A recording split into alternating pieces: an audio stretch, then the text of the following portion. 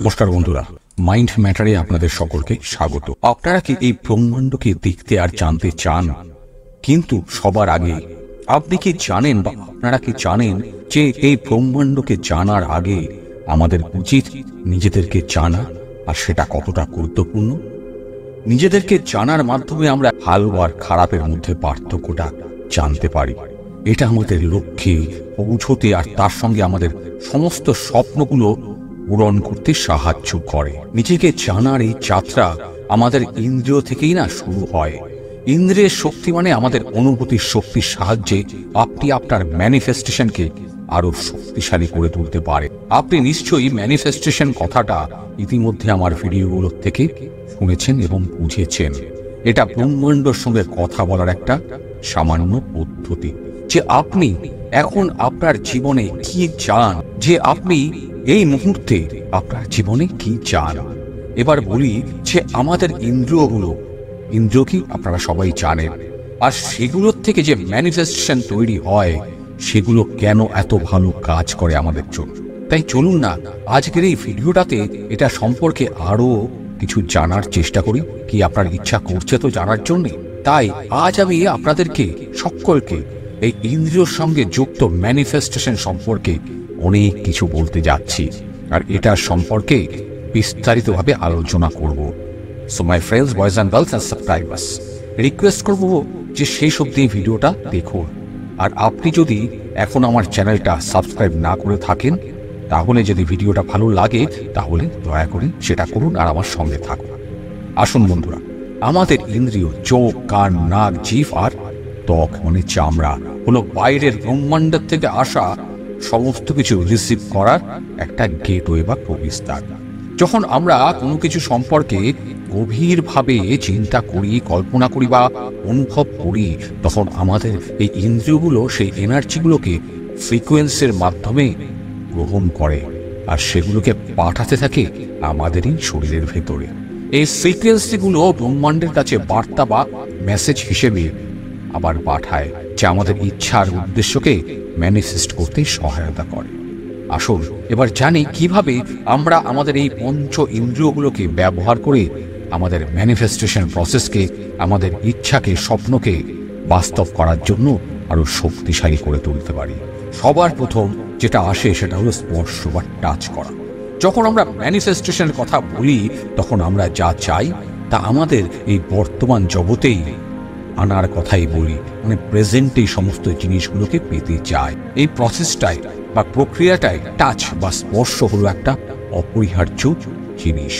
কারণ এই মহাবিশ্বের সাথে আমাদের প্রত্যেকটা মানুষের একটা শারীরিক সংযোগও তৈরি হয়, আর আপনার অবচেতন মনে, সাবকনসিয়াস মাইন্ডে ভেতরে একটা শক্তিশালী সংকেত পাঠায়। আপনার লক্ষ্যের সঙ্গে, ইচ্ছার সঙ্গে যে জিনিসগুলো কানেক্টেড আছে সেগুলোকে টাচ করে, স্পর্শ করে আপনি ব্রহ্মাণ্ডকে একটা সংকেত পাঠাচ্ছেন যে আপনি সেগুলো সম্পর্কে সচেতন, সতর্ক, আর সেগুলোকে আপনার জীবনে আনতে আপনি প্রস্তুত। স্পর্শ, টাচ, আমাদের স্পর্শের শক্তির অনেক ক্ষমতা। এটা আমাদের সমস্ত ইন্দ্রিয়কে জাগিয়ে তোলার জন্য না কাজ করে। যেমন ধরুন, আপনি আপনার স্বপ্নে একটা বাড়ি কিনতে চান বা বানাতে চান। আপনি এটা বারবার ভিজুয়ালাইজ করছেন, চোখের সামনে ছবির মতো দেখছেন। কি দেখেন তো? যদি দেখেন একটু কমেন্ট করে জানাবেন প্লিজ, আমি কিন্তু দেখি। আবার ধরুন, আপনি আপনার সেই কল্পনাটাকে আরো শক্তিশালী করতে চান, তাহলে কি করতে হবে জানেন? তাহলে আপনি এমন কোনো মানুষের কাছে যেতে পারেন যিনি বাড়ি তৈরি বা বিক্রির কাজ করেন। সেটা আর্কিটেক্ট হতে পারে, সেটা সিভিল ইঞ্জিনিয়ার হতে পারে, বা আপনার পরিচিত কোনো কন্ট্রাক্টর।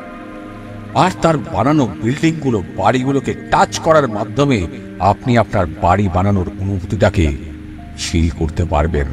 আপনার মনের ভেতরে সেই অনুভূতিটা আরো জেগে উঠবে। এটা আপনার অবচেতন মনের ভেতরে একটা স্পর্শের অনুভূতি তৈরি করবে, যা আপনার এই স্বপ্নের বাড়িটাকে বাস্তবে পরিণত করার প্রসেসটাকে জাগিয়ে তোলে, আর তার সঙ্গে আপনার স্বপ্নের বাড়িটা প্রস্তুত করার গতিটা বাড়িয়ে দেয় আপনার মনের ভেতরে। ম্যানিফেস্টেশনের জন্য সবচেয়ে গুরুত্বপূর্ণ বিষয়গুলোর মধ্যে আরেকটা হলো আপনার কনফিডেন্স, আত্মবিশ্বাস।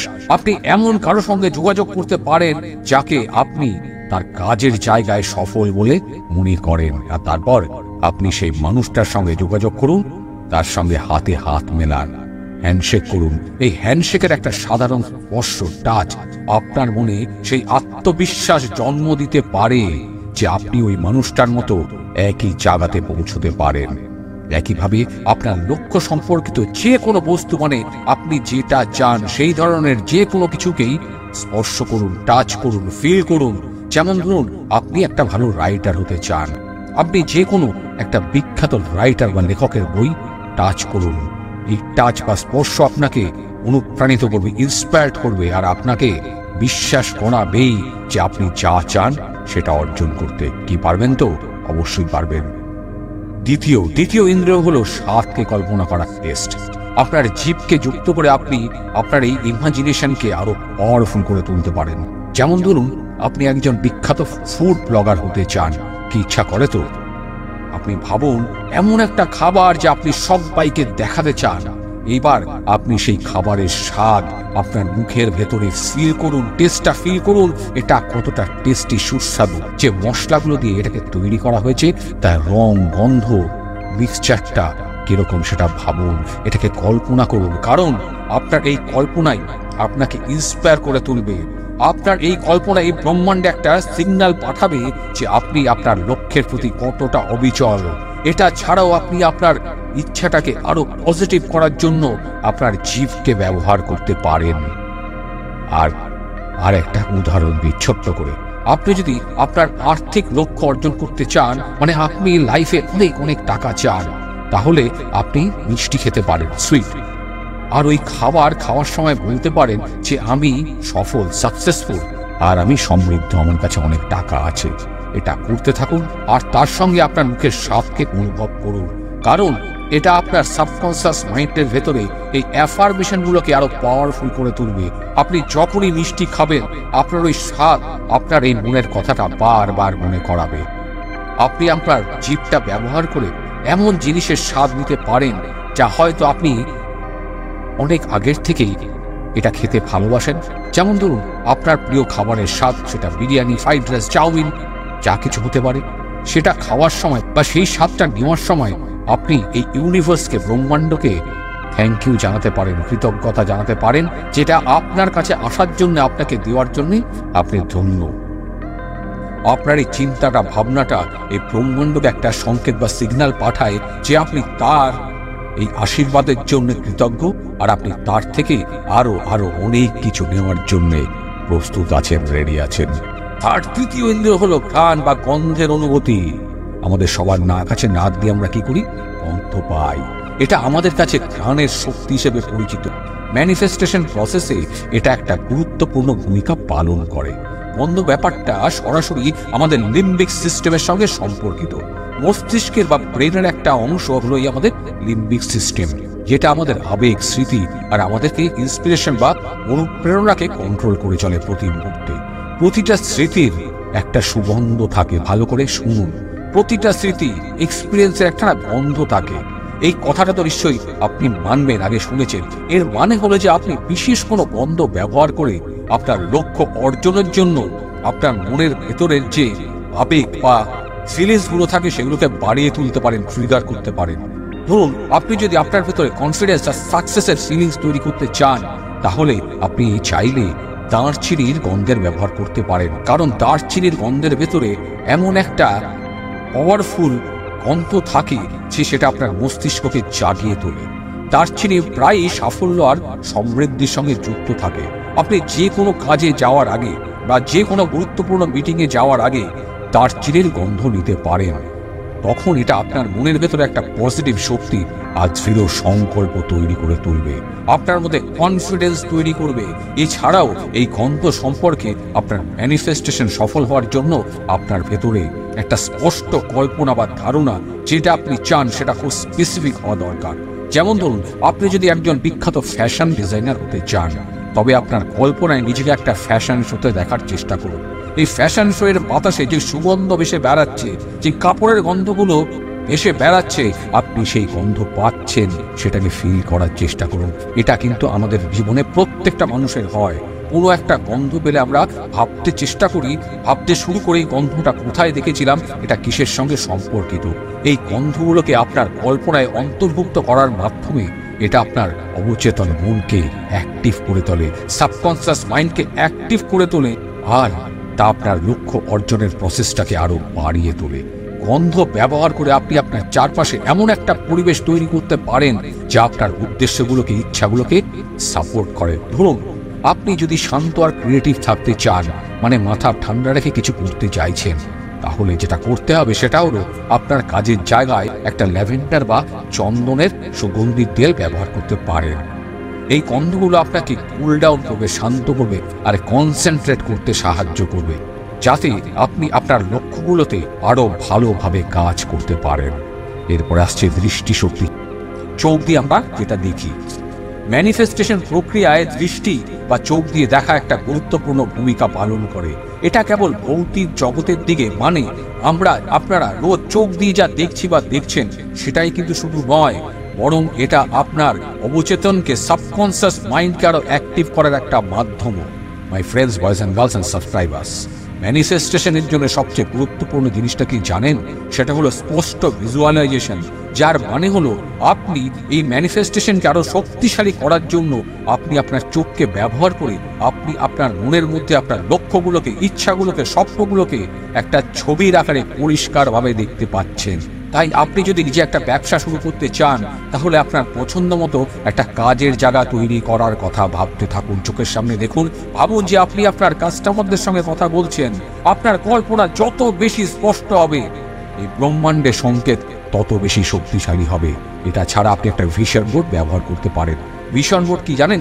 ভিশন বোর্ড হলো একটা বোর্ড লাগাবেন, তাতে আপনার যেগুলো চাইছেন তার একটা ছবি, শব্দ আর তার সঙ্গে লেখার একটা উলাজ, যা আপনাকে আপনার সাকসেস অ্যাচিভ করার জন্য অনেক সাহায্য করবে।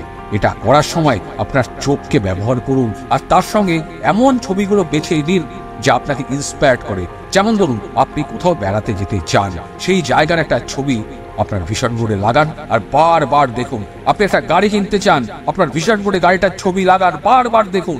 বারবার এই ভিশন বোর্ডের দিকে তাকালে আপনার সাবকনসিয়াস মাইন্ড অ্যাক্টিভ হবে আর সেই লক্ষ্যগুলো অর্জনের জন্য আপনাকে ইন্সপায়ার্ড করে তুলবে। ওরা দেখুন, এটা হবেই হবে, আমি আমার লাইফে পেয়েছি। ইয়েস, আমি এটা আমার লাইফে পেয়েছি। পঞ্চম ইন্দ্রিয় শেষ, my friends, that is called hearing, শোনা। ম্যানিফেস্টেশন টেকনিক কেবল শুধুমাত্র দৃষ্টি আর স্পর্শতেই সীমাবদ্ধ থাকে না। শ্রবণ শক্তি, কানে শোনার শক্তির সঙ্গে সমানভাবে গুরুত্বপূর্ণ। বিভিন্ন রকমের শব্দ আপনার মস্তিষ্কের বিভিন্ন অংশকে অ্যাক্টিভ করে তোলে, উদ্দীপিত করে তোলে। ম্যানিফেস্টেশনের জন্য আপনি এমন শব্দ ভাবতে পারেন যা আপনার লক্ষ্যের সঙ্গে, ইচ্ছার সঙ্গে, স্বপ্নের সঙ্গে কানেক্টেড, তার সঙ্গে কানেক্টেড আপনার ফিলিংসকে জাগিয়ে তোলে। যেমন ধরুন আপনি যদি সাকসেস পেতে চান, তাহলে আপনি হাততালি বা সাকসেস বা উল্লাসের বা কোনো প্রাইজ ডিস্ট্রিবিউশন অনুষ্ঠানের রেকর্ডিং সাউন্ড শুনতে পারেন। এই শব্দগুলো, সাউন্ডগুলো আপনার মনে সাফল্যের অনুভূতি তৈরি করবে, যা আপনার ম্যানিফেস্টেশন প্রসেসকে আরো পাওয়ারফুল করে তুলবে।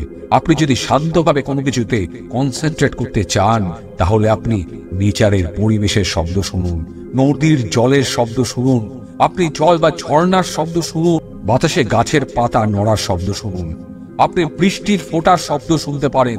এই সাউন্ডগুলো, শব্দগুলো আপনাকে আপনার মনকে শান্ত করতে আর আপনাকে স্পষ্টভাবে চিন্তা করতে সাহায্য করবে। দেখুন, শুনতে পাওয়া শব্দের সঙ্গে কল্পনা শক্তিকে যুক্ত করা আরো বেশি উপকারী। আপনি যেটা শুনছেন তার সঙ্গে আপনি ড্রিম করুন, স্বপ্ন দেখুন আপনার ইচ্ছাগুলোকে।